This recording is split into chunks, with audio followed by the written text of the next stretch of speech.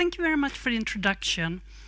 And I will not so much talk about really my work or about ecosystem services, but I will more talk about what Hannah was talking about in the late part of her presentation, the interaction between policymakers and research. Because that is always quite difficult.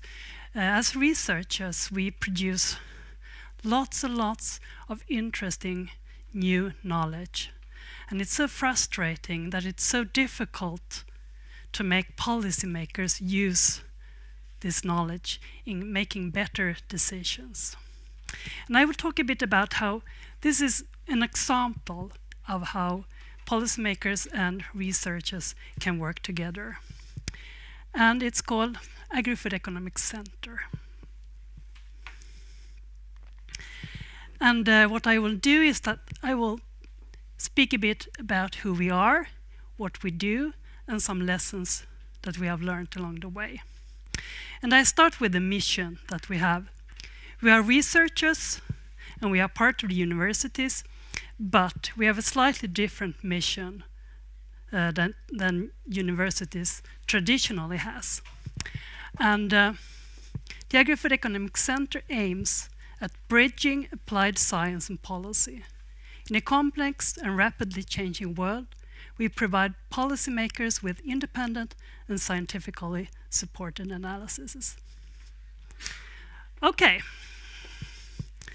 so let's start from the beginning. Sweden became a member of the European Union. And at that time, we were in the process of reforming our agricultural policy. And we thought this was a very good idea because we have, like many other countries, a very complex policy, and we have decided to get rid of it.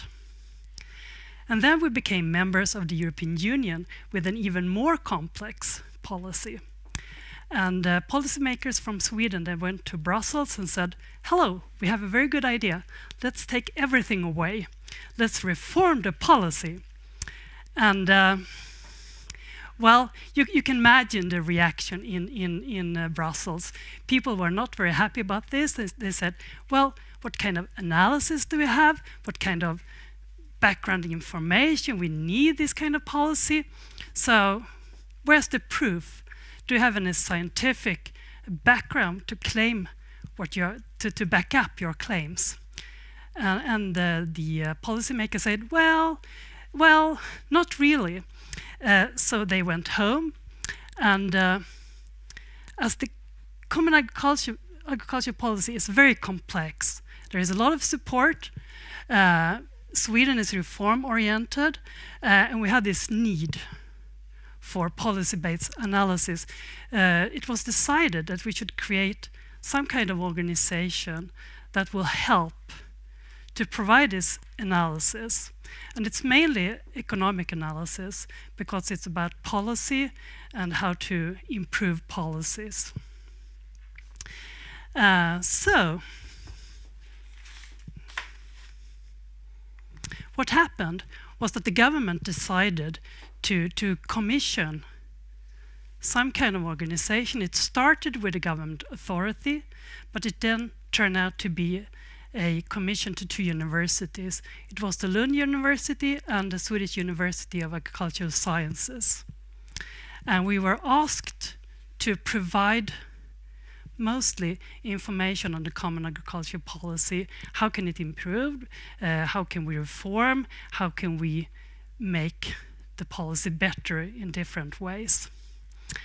And it started with the Ministry of Agriculture, but that ministry was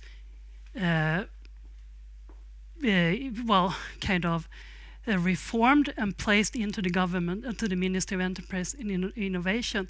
So currently we're working with the Ministry of Enterprise and Innovation, where issues related to agriculture policy are right now. So our research area was from the beginning agriculture and agriculture policy. And then we had all the food scandals with foot and mouth disease. We have the crazy cow. What's the English word? Mad cows, thank you. The mad cow disease. From not just being an agriculture policy focusing on producers, we were also interested in consumers. So our mandate grew from agriculture to consumers. And then also we had rural development. And the final part that we are working with is fishery, because we also have a common fishery policy with many problems that are similar to agriculture, because we have depletion of fishery resources, and we have a very complex policy trying to deal with this, and we need economic analysis to make the policy better. Okay, so these are the research areas that we are working in.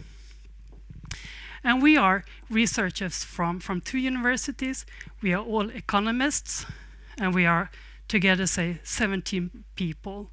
And most of us are located here in Lund, working together. So the 2 universities are working very closely together. And we are also working very closely with the ministry, because the work we do are based on issues that the ministry are interested in. That is one part. We also have our own projects and ideas that we do, because quite often the people working at the ministry, they can be very short-sighted, and they are, if we ask them, well, what kind of information would you need in a year or 2, it's sometimes quite difficult for them. So we try to look ahead also, and to start our own projects that are more far away looking. And we also have external projects, and that could be working together with other researchers, with traditional like research funds, or commission projects for other organizations. And we interact very closely with the ministry. We have a yearly project plan that we meet in December and discuss. And they never tell us what to do. They have like suggestions. And we always have a discussion. Is this something we can do? Is there anybody else who can do it better? Or does it fit with the competence that we have? And this discussion is very good because first of all, we have a lot of good input, because the questions that are important for them are not always the same that are important for researchers, so we get many good ideas. Also, when we are done with the project, if they initiate the issue, they are often very interested in hearing about the results. So it's so much easier to come with the results when they have been on board the full time. Also, we have regular meetings and we have seminars. So when we are done with the project, we present the results at the ministry and we have discussions. And then we write traditional articles like researchers do and publish them the traditional way. But we put a lot of emphasis on writing policy briefs in Swedish that is comprehensible for like the average policymaker that do not have a background in economics or is not a researcher, so that it should be very easy for them. And we also work with press release to reach a wider audience.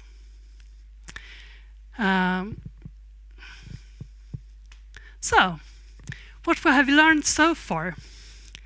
Here we have somebody working at the, well, he is a researcher, but it's because I took the picture from the photo bank here, but he's supposed to be somebody working at the ministry. They are like running around with coffee, there's a lot of lots of meetings, there is so much happening. And the minister, he says like, well, he says something in the media and they have to react. And there's a lot of like short-term things happening all the time. Okay, and this is what they get from us. there is never ever time to read a research article. Sometimes when I talk to them, they are like, well, it's so sad. I really wanted to like continue to be updated in my area, but I can't because there is no time. So we have a problem here. So if we look at the government bureaucrat, they're often very skillful.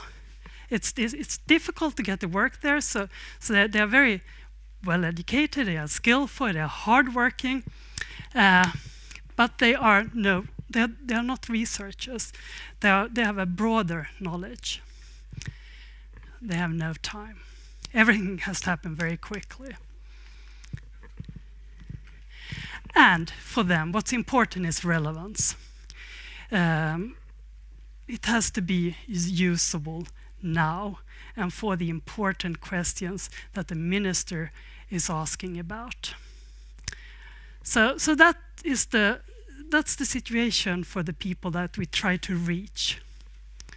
Okay, and the researcher, well, we are specialists. We also have lack of time, of course, because it's important, and we have focus on academic publications. So we have two very different realities here. And as a researcher, we generate the knowledge, and we kind of think of, well, here's the knowledge, please use it. I've published it, you can find it, it's easier to find. But we very often underestimate this gap between research and policy. So we have to try to close it. And by working the way we do, it's actually quite helpful, because we are so much closer to policymaker, but it's still very, very difficult. So, how can we try to close this gap between policymakers and researchers? Well, the most obvious part, of course, is try to present our results so that a generalist with no time and focus on relevance can understand it. And that is very different from a traditional article, because when we write an article, we look at what's the previous research, what's the method we use, and what are the results that we obtain. And we cannot write something for a bureaucrat in this way. We need to do it completely differently. So if you want to write a good policy brief, well, it must be possible to understand. We can't use the traditional wordings that we have. We need to have simple language and to really point to the results.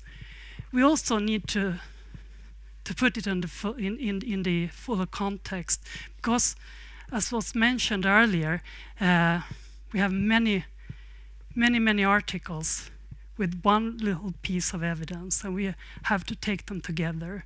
So we need to put things in a context. And we also must show them how can this be useful.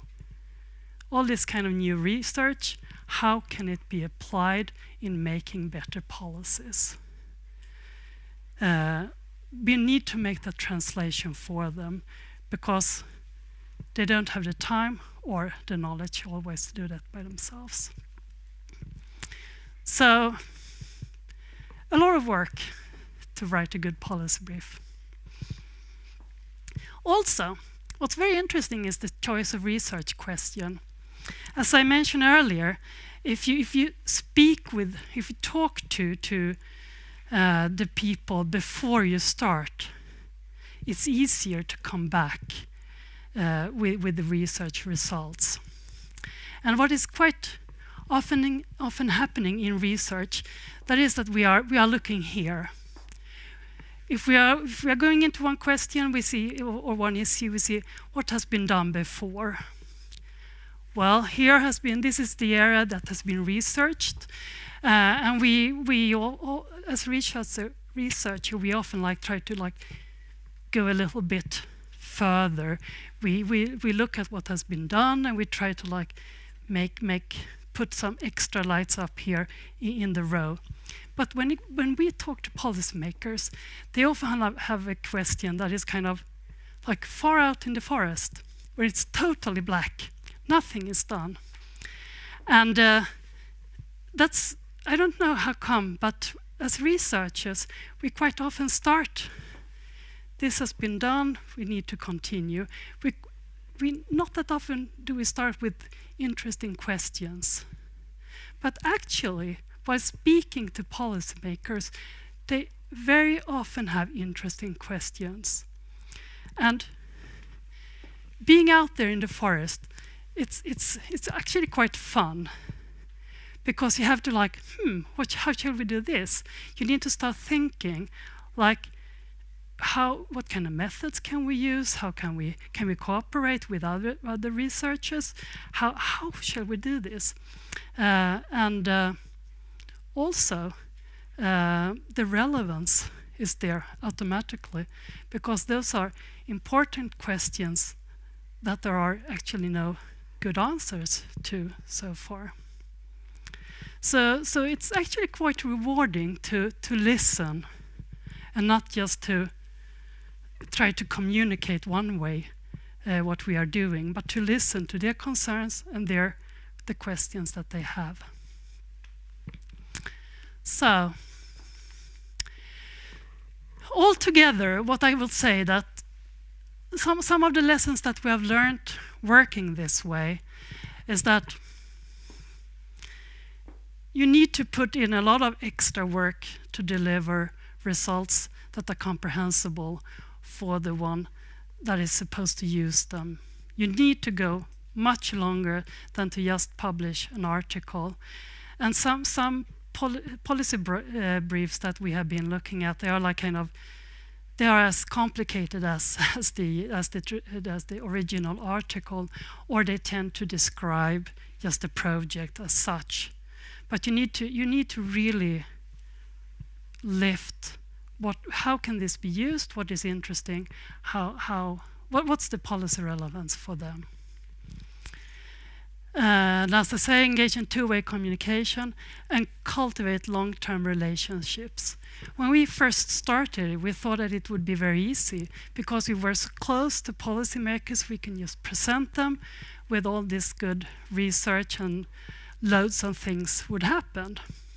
And almost nothing happened, because there were always some political reasons to not use the new knowledge, because the minister wanted to do something, because voters thought it was a good idea, and so on.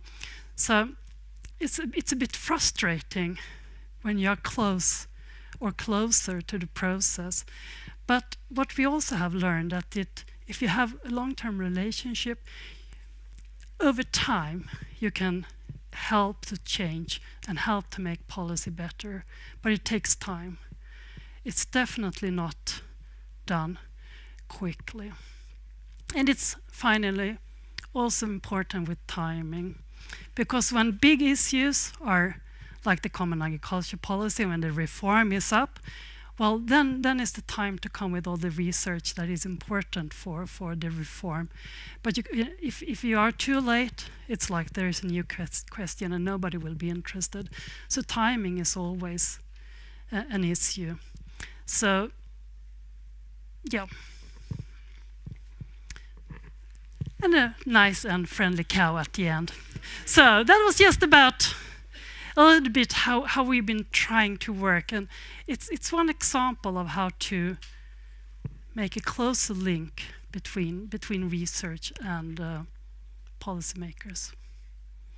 Thank you. Thank you very much.